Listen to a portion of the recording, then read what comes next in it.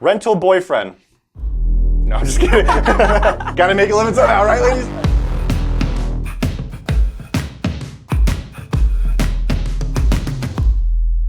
What is up, everybody? Welcome to Fail Time. Today we are looking at weird jobs around the world, and I am with the crew of Dope or Nope, the ones you love, the ones you look forward to seeing every single day of your lives. We're gonna take a look. Hop right in with us, all right? Dog food taster.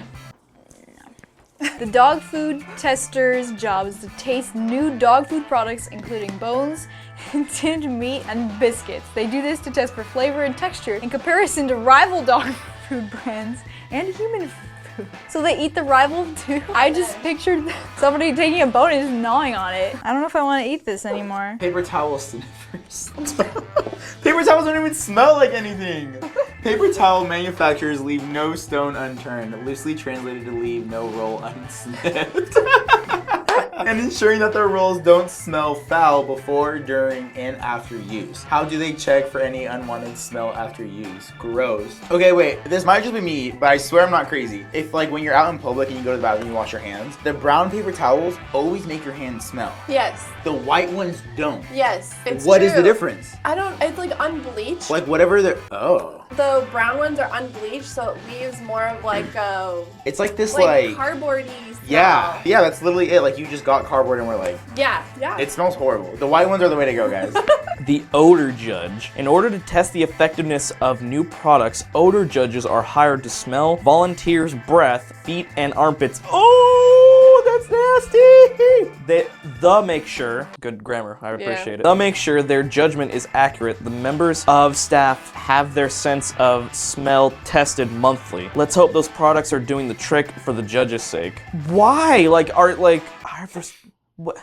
is the context? Like, why would someone want to hire someone to test their breath? Like, You want to make sure the product's working. why?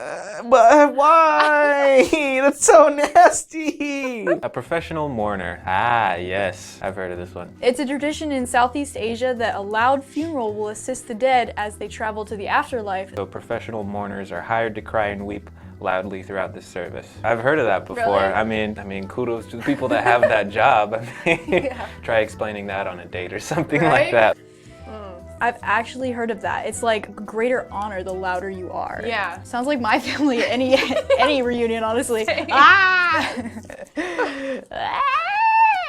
Professional stand-in liner. As long as there are cues in the world, Narabias? Yeah.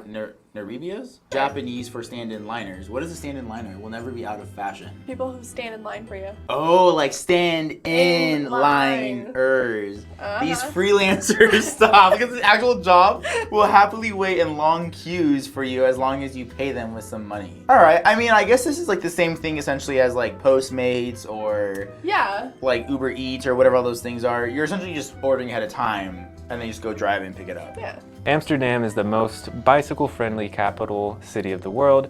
It's no surprise. It's no surprise then that a lot of these two-wheelers end up in one of the canals, thus giving rise to another profession, the bicycle fisher. Each year, Amsterdam fishes out around 14,000 rusty bikes from its waterways. Wow, that's a lot of bikes. I don't know the population of Amsterdam, but yikes. So people like toss them in when they're done. People crash.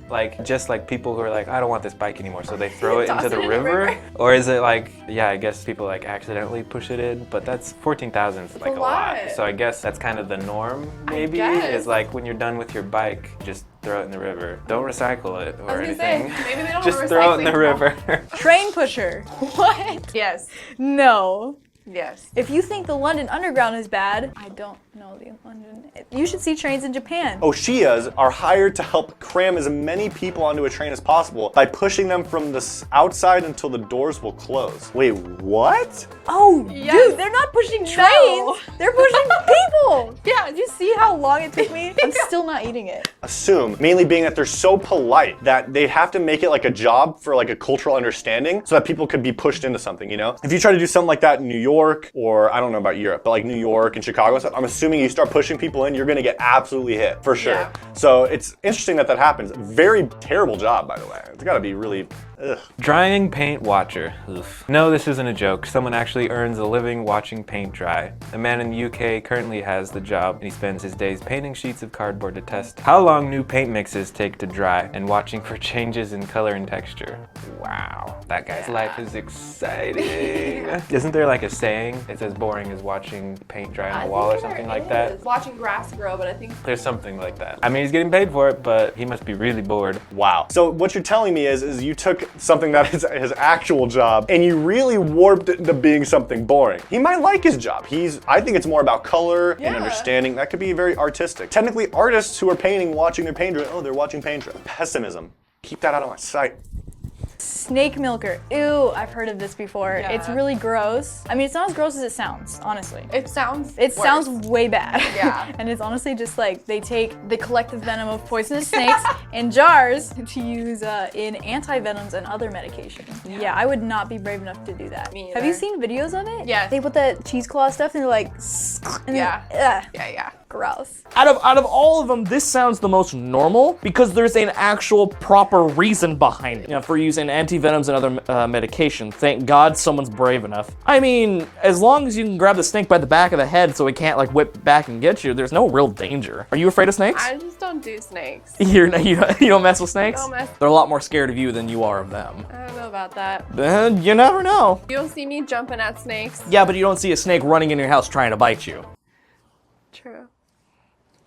Scuba diving pizza delivery man. Ooh. If the fact that there's an underwater hotel in Florida really isn't bizarre enough, to add on to that, they have a scuba diving pizza delivery man who supplies them with pizza by carrying them through the sea in a watertight case. Wow. So a few questions though. This hotel, underwater, why is he going outside? Is it a delivery from like elsewhere and he's That's what I'm going thinking. into it? I gotta see this underwater hotel. I haven't even heard of that before. Car plate blocker. Huh?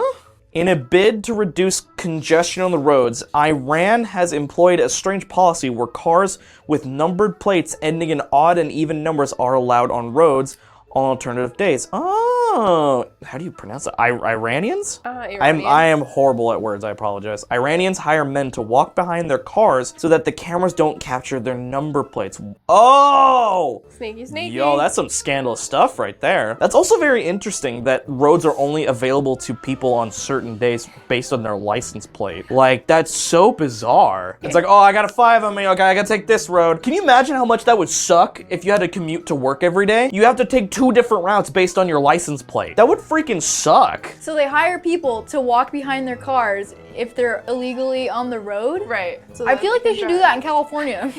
Not walk behind cars because they'd die. But have alternating But have days. alternating days. Like, Sure. okay, I can't come to work. It's an even day. I'm odd. I'm odd.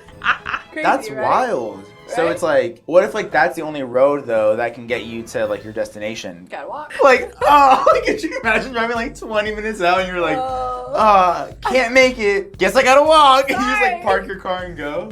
Dang. Right? That's almost as bad as people like here in California using the carpool lane. Like when they used to Oh, have like yeah. dummies and stuff. Yes. And it was like this whole thing on the news. They were getting like blow up dolls, like crash dummies, like they Mm-hmm. would like obviously like the nicer ones, but they like put like wigs on them, sunglasses, just so they could ride in the carpool lane so they could get faster down. Yeah. But I mean, if you've driven the 405, Do it. you know Yeah. why you do it. So You'll understand. yeah. Rental boyfriend. No, I'm just kidding. Gotta make a living somehow, right, ladies? In Tokyo, if you have the money, finding a boyfriend is as easy as it gets. I don't really know what all the boyfriend will do, but it sure sounds fun. I'll be shifting to Tokyo the day the Japanese come up with the concept of rental girlfriends. Wow, who wrote this? That sounds... Yeah, someone sat online. That sounded super sad and nice guy at the same time. Like, I'm such a good guy, kind of thing, you know? Just do it here. I don't understand. So like for the person, it's super easy because you're like, oh, I need a boy. Like I have to go to this wedding and I have a plus Yeah. one. Like I need a boyfriend. And then imagine the guy, you're like, hello. And what day? And you need me to do what? Okay. That'll be like $500. Okay, see you there. You just like that's it. Like it's almost like Ubering, but you're But just with going a on a date. date. Yeah. That's not bad. Gross stunt tester. For every guy who chomps down a grasshopper on a reality show, there are many who wow, I read that so slow. Whew. For every guy who chomps down on a grasshopper on a reality... Oh my gosh, Tan, bring it together, dude. For every guy who chomps down a grasshopper on a reality show, there are many who have done the same thing in real life. These crazy guys are called gross stunt testers, and their job includes doing things, testing, everything that's gross. That's not my kind of job by any means. I don't put it past them though. But what are they testing for? I guess is the purpose. Are they for Ripley's Believe It or Not, or what? That, Fear Factor. Ah, Fear Factor is the That's one I would probably say. good. Yeah, like Fear Factor makes sense, but those probably just are PAs with big guts, is what I would assume. Are just like, you guys are now gross people eater things. Stunt testers. Yeah, y'all are trying to put names on everything.